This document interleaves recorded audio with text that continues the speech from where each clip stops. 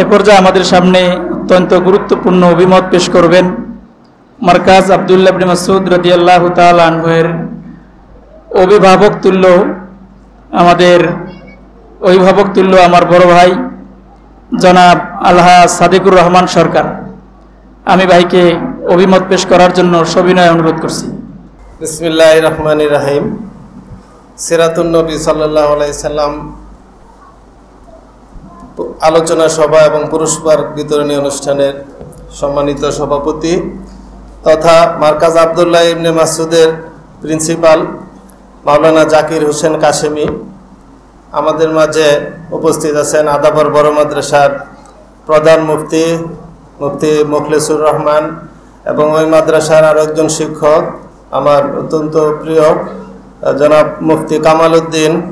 এখানে উপস্থিত আছেন হাজী নুরুল আলম সিদ্দিকী, জনাব জামাল উদ্দিন সর্দার, অন্যান্য অভিভাবকবৃন্দ এবং আমার বন্ধু আবু সুফিয়ান এবং রাশেদ এবং আমার প্রাণপ্রিয় ছাত্রছাত্রী। আসলে এই ধরনের ধর্মীয় অনুষ্ঠানে বক্তব্য দেওয়ার মতো, আলেমদের সামনে বক্তব্য দেওয়ার মতো ক্ষমতা আমার নাই। আজকে এই মাদ্রাসা সম্পর্কে আপনারা বলেছেন, এর জন্য আমি দু একটি কথা বলি। এই যে এই মাদ্রাসার প্রধান পরিচালক বা প্রিন্সিপাল যাই বলি, উনি হচ্ছেন জনাব মাওলানা জাকির হোসেন কাশেমি। আপনারা অনেকেই হয়তো জানি না, এই যে মুফতি তো পরের কথা, মাওলানা হচ্ছে মাস্টার্স সমমান, অর্থাৎ বাংলায় MA পাশের সমতুল্য। আর মুফতি হচ্ছে বাংলায় যদি তুলনা করেন ডক্টরেট। আমরা যেমন কোনো বিষয়ের উপর ডক্টরেট ডিগ্রি লাভ করলে মনে করি আরে বাপের অনেক বড় শিক্ষিত, কিন্তু আমরা অনেক মাদ্রাসা মসজিদে মুফতি আছে, এটা স্বাভাবিক মনে করি যে মুফতি কিছুই না। মুফতি হচ্ছে কি ডক্টরেট সমমান। আর ওনার নামের শেষে যে কাশেমি, এটাও আমরা অনেকেই বুঝি না। এজন্য আমি একটু বলার চেষ্টা করি, জানি না ভুল হইতেছে কিনা। সারা বিশ্বের মধ্যে সর্বশ্রেষ্ঠ ইউনিভার্সিটি হচ্ছে অক্সফোর্ড ইউনিভার্সিটি, এটা আপনারা সবাই জানেন। ঠিক তেমনিভাবে মাদ্রাসার মধ্যে আমাদের এই উপমহাদেশ তো বটে, গোটা বিশ্বের মধ্যে সবচেয়ে বড় মাদ্রাসা হচ্ছে দারুল উলুম দেওবন্দ, যেটা ভারতে অবস্থিত। তো ওখানে একজন আল্লাহর ওলি ছিলেন হযরত কাশেম নানুতুবি রহমতুল্লাহ আলাইহি, ওনার হাত ধরে ওই মাদ্রাসা প্রতিষ্ঠিত হয়েছিল, যার কারণে এখনো ওখান থেকে যে ছাত্ররা ফারেক হয়ে আসে তার নামের শেষে কাশেমি ব্যবহার করা হয়। অর্থাৎ এই মাদ্রাসার যে প্রিন্সিপাল মুফতি জাকির হোসেন, উনি কিন্তু দারুল উলুম দেওবন্দ থেকে পাশ করে আসছেন, অত্যন্ত অল্প বয়স। তো অনেকেই আছে যে উনি যেরকম ডিগ্রি নিয়েছেন, উনি ইচ্ছা করলে অনেক বড় মাদ্রাসায় শিক্ষক হতে পারতেন, বড় কোনো মাদ্রাসার খতিব হতে পারতেন, অনেক পয়সা উপার্জন করতে পারতেন। কিন্তু উনি ইসলাম প্রচারের জন্য মনোনিবেশ করেছেন যে আমি ইসলামটা যেন প্রচার হয় কিভাবে, আমরা যদি ছাত্রছাত্রীদেরকে পড়াশোনা করাই হাফেজ মাওলানা বানাইতে পারি, তাতেই কিন্তু আমাদের ইসলাম জিন্দা থাকবে।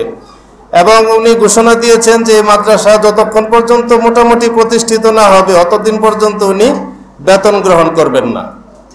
আমি আপনাদের সবার কাছে আজকে একটা সাক্ষ্য দিই, আমি অনেক মাদ্রাসার সাথে জড়িত, এজন্য বুঝি যে মাদ্রাসার শিক্ষকরা যে কত কষ্ট করে ছোট ছোট পোলাপানদেরকে লেখাপড়া করায়। এখানে অনেক বাচ্চা আছে নিজে খাইতে পারে না।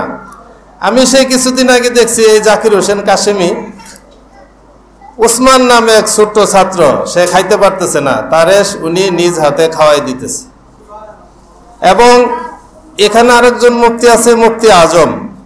এই যে মুফতি, তাদের পায়ের স্যান্ডেলের যে দোলা, সেই দোলার সমমানও আমি সাদেকুর রহমান হইতে পারি নাই। এই মাদ্রাসায় মেহমান আসলে সে নিজ হাতে চা বানায়, হোটেল থেকে পুরি সিঙ্গার আইনা খাওয়ায়, মনে হয় যেন সে কাজের লোকের মতো, কিন্তু সে কিন্তু একজন মুফতি। এই মাদ্রাসা ঝাড়ু দিতে দেখছি তাকে আমি। এই যে শিক্ষকরা এই ছাত্রছাত্রীদের পিছনে কি পরিমাণ শ্রম দেয়, তারপরে কিন্তু এক একটা ছাত্র কারি হয়, মুফতি হয়, মাওলানা হয়। আর আমরা দূর থেকে কিন্তু হুজুরদেরকে মূল্যায়ন করতে জানি না, আমরা দুর্ভাগা জাতি।